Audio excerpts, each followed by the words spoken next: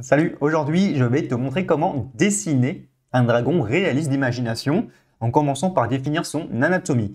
On va commencer alors par dessiner son squelette à l'aide de la meilleure technique pour dessiner d'imagination des volumes complexes, c'est-à-dire autre chose que des êtres humains, qui à ma connaissance n'est pratiquée par aucun formateur de dessin en ligne français, ni même aucune école d'art en France, c'est qu'enseigné aux États-Unis. Cette technique, c'est la technique d'extrusion des formes. Elles te permettent, on va dire, de partir d'une simple forme géométrique en 2D à la passer en 3D, c'est-à-dire un corps complexe, réaliste et en volume. C'est donc ce que je vais te montrer aujourd'hui. Donc c'est parti! Donc ici, on va surtout travailler de profil en premier et on va faire une vue de 3/4 du dragon. Donc là, j'ai plein d'inspirations et après, je mets en garde. Ici, c'est des inspirations en partie de fantasy, mais j'ai aussi des inspirations réalistes, avec notamment les aigles. C'est-à-dire que moi, je veux qu'il y ait un dragon, tu sais, avec des ailes d'aigle. Donc c'est pour ça que j'ai fait des études d'aigle hier. Mais j'ai aussi fait des études d'iguane et de komodo, de lézard, quoi. On va déjà travailler sur son profil, notamment son squelette. Donc ici, j'ai les squelettes de tyrannosaures, je crois que ça s'appelle comme ça. C'est des espèces de T-Rex, en quelque sorte, Tyrannosaurus Rex. Bon, je crois que ça s'appelle T-Rex. Bah oui, c'est contraction de T-Rex. Et d'oiseaux.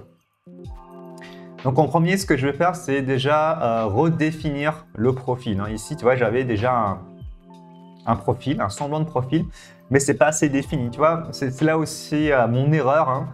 Et c'est que je suis parti d'une idée qui n'est pas totalement précise, recherchée, et j'ai tout de suite appliqué en dessin. C'est pour ça que ça n'a pas fonctionné, c'est pour ça que je galère.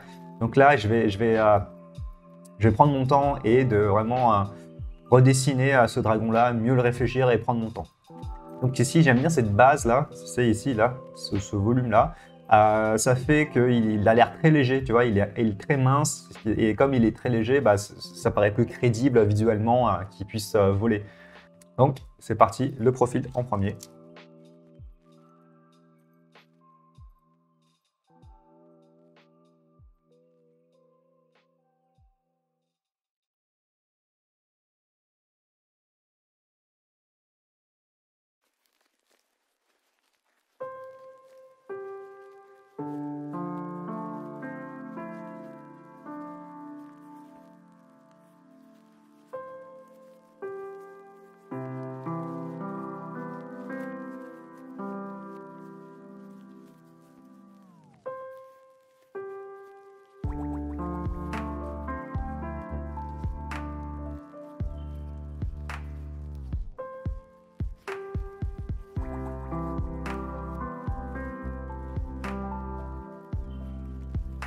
Là, ce que je fais, c'est que je recherche, je fais attention aux proportions.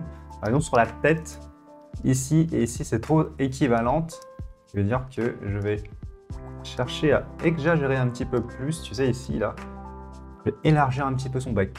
Enfin, devant son museau, ou je ne sais pas comment c'est pour un dragon, pour casser un petit peu la monotonie des proportions. Ensuite, ici, là, je cherche à grossir encore plus les proportions. Je pense ici, on est trop monotone dans cette partie-là.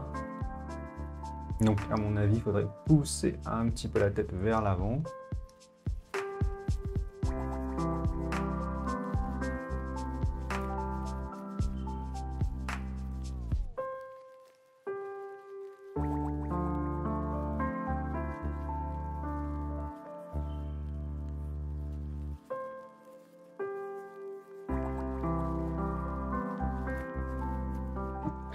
Alors maintenant, on arrive dans une phase où ça va peut-être te sembler compliqué. Je vais là placer une grille de perspective. Je vais redéfinir en fait ce modèle-là, c'est celui-là. Ce modèle-là d'une manière très structurée, très précise en perspective. Comme des Lego, ça permet d'être très précis, une manière de dessiner qui est spécifique pour les designers. Tu vas voir, c'est super quand tu le maîtrises. Mais au premier abord, tu vas voir, ça peut te sembler compliqué, mais c'est fait exprès qu'on puisse travailler, dessiner étape par étape et bien construire notre dessin, même quand on ne sait pas dessiner. Mais il faut juste suivre la méthode C'est parti.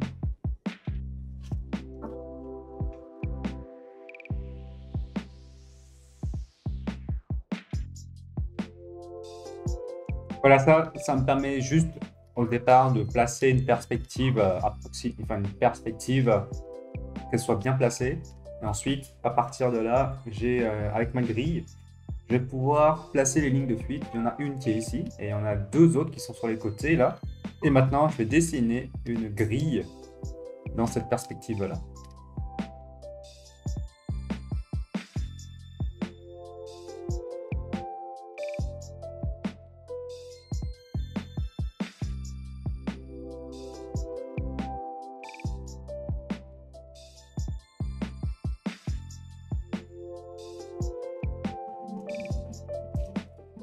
Là, tu te demandes sans doute, mais qu'est-ce qu'il fait? Mais qu'est-ce qu'il fait? En fait, là, ce que je fais, c'est que je divise les proportions. C'est une technique de perspective que j'aborde pas ici parce qu'elle est assez longue à expliquer, mais elle est super utile. Donc ici, tu vois, j'ai la partie de ma tête. Ensuite, à partir de là, j'ai la partie de mon corps. Le thorax du dragon. Et cette partie-là, c'est la partie de sa queue.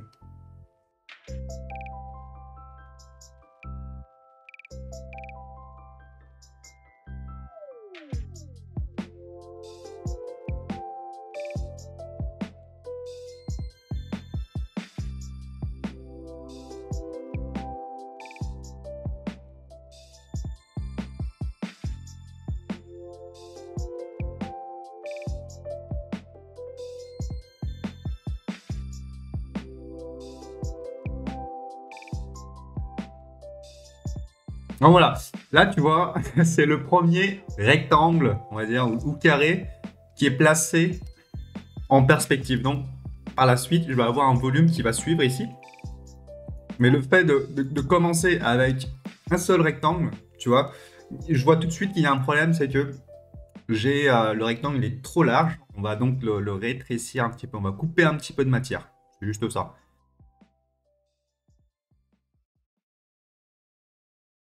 Donc tu vois là, j'ai mon premier plan, ma première extrusion de cette ligne-là. Maintenant, on va faire ce point-là.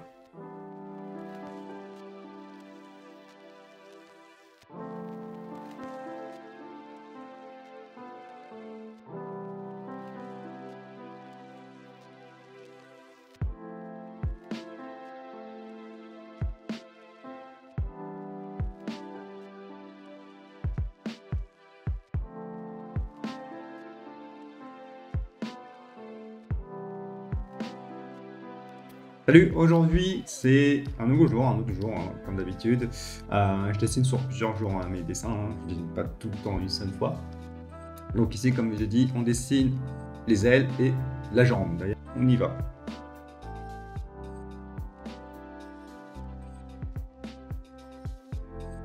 Alors ici, ce petit croquis un petit peu moche, je réfléchis aux proportions des ailes, hein, parce que ce qu'il ne faudrait pas faire, c'est qu'on ait, tu sais, la même taille des formes ici, là. Où là, ça serait trop monotone. Tu vois, quand on a les choses qui sont trop basiques, trop proches en termes de proportions, c'est trop monotone, donc on va casser un petit peu les proportions. Là, c'est un petit peu plus harmonieux.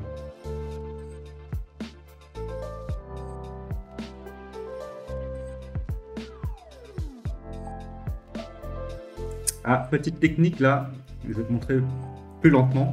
C'est, tu vois ici, on a un point ici là qui est sur le cube. En quelque sorte, ça j'ai le corps de mon dragon. C'est comme si j'avais dessiné un petit carré ici là. Ensuite, on a la symétrie ici, on a la projection de la symétrie qui part par là du coup. Hop, hop. Et donc ici, en trouvant ce point là, et quand je fais la projection ici. En fait, tu vois la ligne droite? En fait, cette ligne droite-là va me permettre de trouver ce point-là. J'ai ce point-là, hop, jusqu'à là, de là à là. Et ce qui fait que, tu vois, là, j'ai deux points. Mais comme ce point-là, il se trouve sur l'intersection de ces points-là et de ces points-là, donc en projetant ce point-là, hop, ici. Et là, ce point-là, en fait, finalement, c'est juste un point qui va vers la ligne, le point de fuite. Donc c'est très facile. Hein. Hop, ici. Donc il faut que je trace une ligne droite qui doit toucher ce point-là. Ça va. Et ensuite, ce point-là.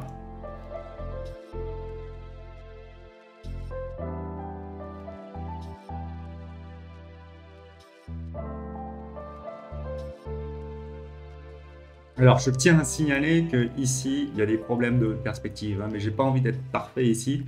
C'est un petit détail.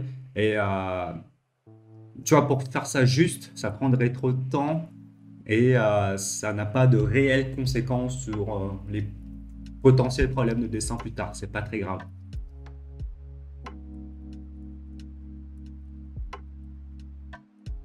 Maintenant, on passe aux cuisses.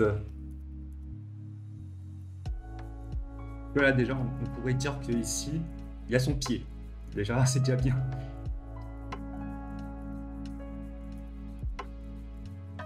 L'ombre ici, c'est surtout pour créer un espace. Hein. Tu vois, ici, là, si j'ai une grille de perspective sans les ombres, là, on comprend que le dragon, il est positionné dans un espace, mais quand j'enlève la grille de perspective, on a plus l'impression qu'il vole. Donc, c'est important de lui mettre une ombre pour que quand tu vois, pour un client, quand tu dessines pour un client, bah, c'est important qu'on puisse sentir le sol.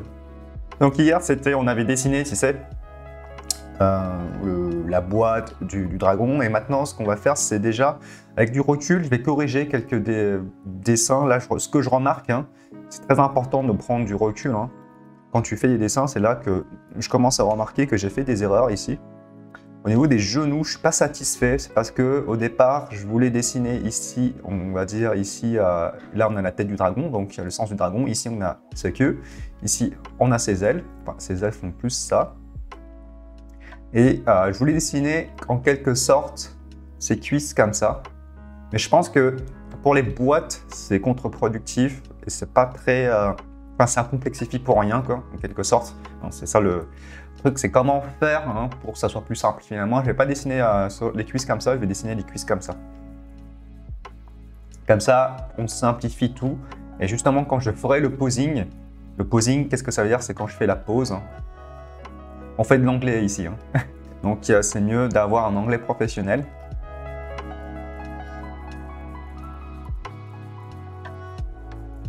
Voilà, les jambes sont terminées.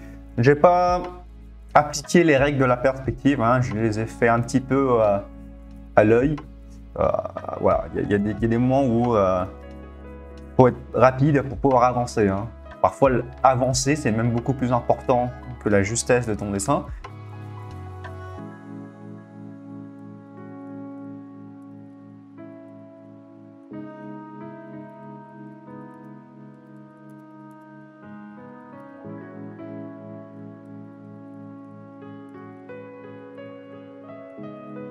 Là, je viens de découvrir un truc.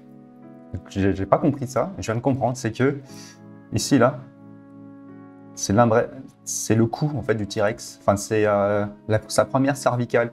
Donc ici, pour une personne, pour un être humain, sa première cervicale se trouve ici. Tu vois, alors que pour un T-Rex, c'est un petit peu différent. Donc ici, on a le T-Rex. Hein. Hop, ça c'est ses yeux. Hop, voilà, c'est le grand méchant. Hop. Là, ce que je viens de comprendre, c'est que sa cervicale, elle se trouve là. En fait, ça fait ça. En fait, ça me semble logique finalement. Ce qui fait que, hein, ça serait intéressant de rajouter. Là, ça fait un petit peu licorne. Mais ouais, faudrait mettre une protection ici, là, quelque chose comme ça, ce que j'aime bien. Ouais, ça fait super licorne.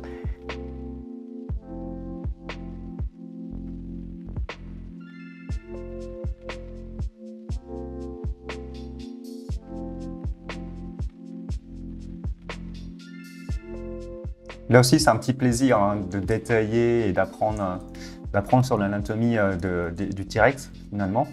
C'est un petit kiff. C'est un petit kiff que je me permets de faire. Et tu vois, ça aussi, c'est important quand tu dessines, d'identifier ce que tu adores, ce que tu kiffes faire. Moi, ce que j'aime bien, c'est les petits détails comme ça, là. Donc là, j'aimerais bien rajouter les cornes du dragon, ici, là.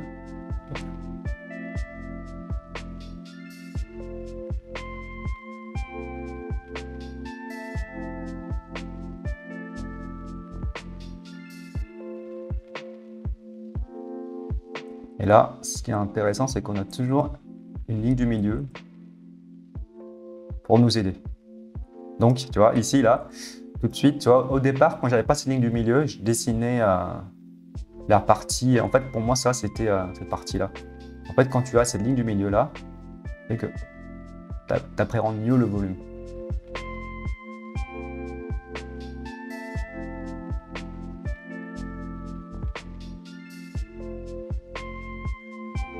Donc là, ce que je dessine, c'est j'essaie de placer les clavicules hein, du dragon. Hop, et ensuite, on a ses ailes ici, là. Ce qui est intéressant, c'est que il a des gros pecs qui s'imbriquent ici après. Et il ne faut pas faire l'erreur avec un T-Rex. Un T-Rex, tu vois, il a les bras beaucoup plus bas. Finalement, il a les bras ici. Et ce que tu vois ici, là, c'est pas ça. Hein, c'est pas les clavicules. Ça, c'est les omoplates. C'est les omoplates. Ils sont super bizarres, ces omoplates. Ils ne sont pas humains, mais c'est des omoplates. Et du coup, ces clavicules, c'est des clavicules ici. Je pense que ça, c'est les clavicules d'un T-Rex. C'est tout petit. Tu vois, ça se voit que c'est pas un animal qui est fait pour battre des ailes, hein, pour voler. Ce qui est intéressant chez l'oiseau, c'est son sternum. C'est vraiment bizarre. Un sternum, mais vraiment... C'est comme si il avait une scie. Ah, c'est bon, j'ai compris un truc. J'ai compris quelque chose là. Rien qu'en voyant ça, c'est là où on voit vraiment que les oiseaux, tu vois ici, les oiseaux sont vraiment adaptés pour battre des ailes comme ça. Alors que le sternum, il est en 3 dimensions pratiquement. Tu sais, nous, on a un sternum assez plat en tant qu'être humain. On a, par exemple ici, là, on a la cage thoracique. On a notre sternum ici, qui s'accroche ici, là. Et en fait, nos muscles s'accrochent comme ça, hop, à la cage thoracique, aux clavicules.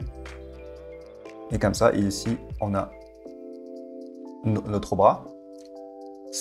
La différence, c'est que si on était, on va dire, des êtres humains avec des ailes à la place, ce qui ferait qu'on a notre cage thoracique, on a un sternum ici.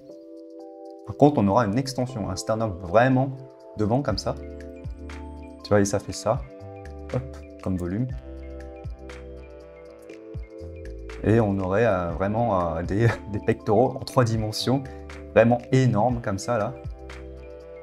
Tu vois, ici, on a des pectoraux assez plats. Alors qu'ici, on aurait des pectoraux, mais vraiment, vraiment plats. Si je fais une découpe, le pectoral d'un homme, si je fais une découpe ici, il serait comme ça.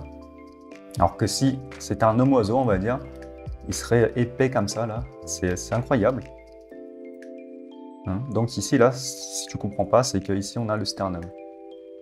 Donc on a tout le muscle. Des fibres musculaires ici, là. Partout, partout, partout. Incroyable. C'est ça que j'adore dans l'anatomie, c'est que il y a vraiment des adaptations génétiques et des fonctionnalités qui sont spécifiques pour une espèce. Donc ici, si je dessine alors mon oiseau qui vole, hein, je vais avoir des pecs énormes. Des pecs énormes, sinon il n'aurait pas la force pour battre les ailes, tout simplement. C'est fascinant. Hein. Tu vois ici le sternum énorme. Du coup, le blanc de poulet, finalement, hein, le blanc de poulet qui est sur la poitrine, finalement, c'est ça que tu bouffes, en fait. C'est ça, en fait, le blanc de poulet. Bon, ça fait longtemps que je n'ai pas mangé de blanc de poulet, je suis végétarien, si tu ne sais pas. Mais le blanc de poulet, c'est cette partie-là, je pense. Bah oui, c'est cette partie-là. C'est finalement, tu manges les pecs d'un oiseau. Ici, on a la cuisse, évidemment. Mais ici, c'est ici le blanc de poulet.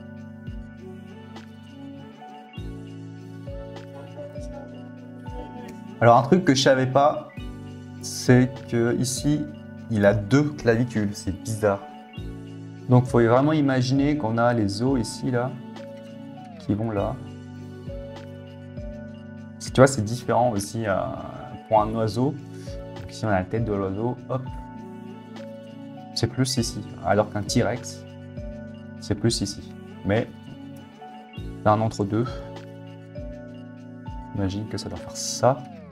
Et hop, on a donc ici la colonne vertébrale de mon dragon. Donc là, on arrivera à ses fesses. Attention, les fesses d'un dragon ou d'un quadrupède, hein, ça pointe vers le haut. Hein. Donc ici, c'est par là, du coup par là, c'est ses cuisses. En fait, les fesses que tu vois sur un chien, par exemple, un chien ici, hop. Voilà. Ce que tu vois ici, c'est pas ses fesses, c'est ses cuisses. Ses fesses sont là. Pointent vers le ciel.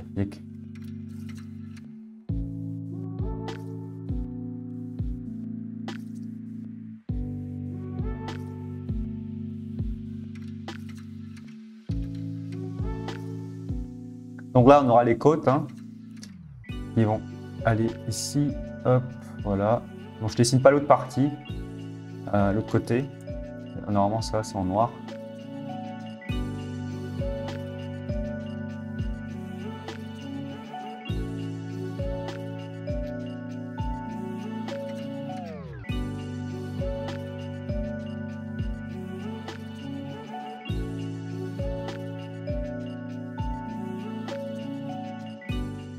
Ici, c'est plus petit, hein, l'effet de perspective. Non, c'est plus bas. On va dire c'est ici. On imagine ça. Tu vois, ici, tu vois, j'ai mal placé parce que j'avais oublié. En fait, il faut imaginer que ça, c'est une boîte. Donc là, c'est une boîte et tu dessines la forme à l'intérieur de la boîte.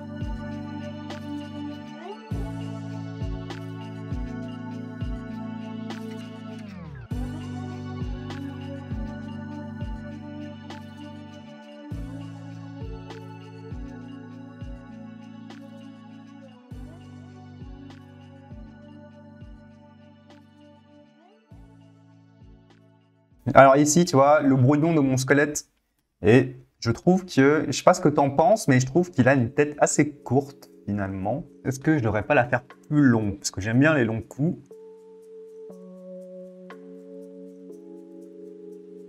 Je vais placer les cornes maintenant, et ensuite on fait le dessin au propre.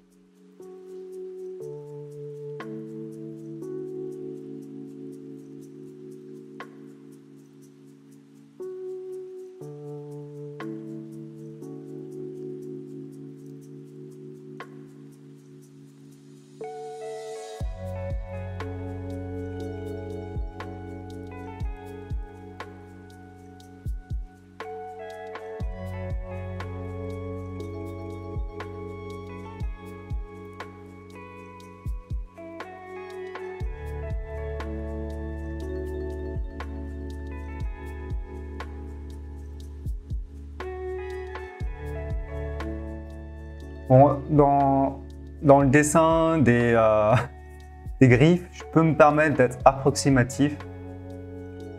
C'est pas ce qu'il y a de plus important. Parce qu'en fait, en termes de structure, il y a tellement de détails. Le humain aura du mal à savoir si c'est juste, en fait, parce qu'il y a trop de détails. Ce qui fait que, voilà, on va pas trop s'emmerder à dessiner parfait. Mais ce qu'il faut, c'est qu'on sent que c'est au sol.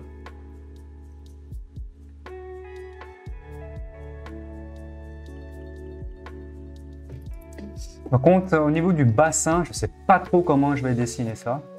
Bon, déjà, on imagine qu'il y a c'est quelque chose comme ça. On va essayer de dessiner un truc.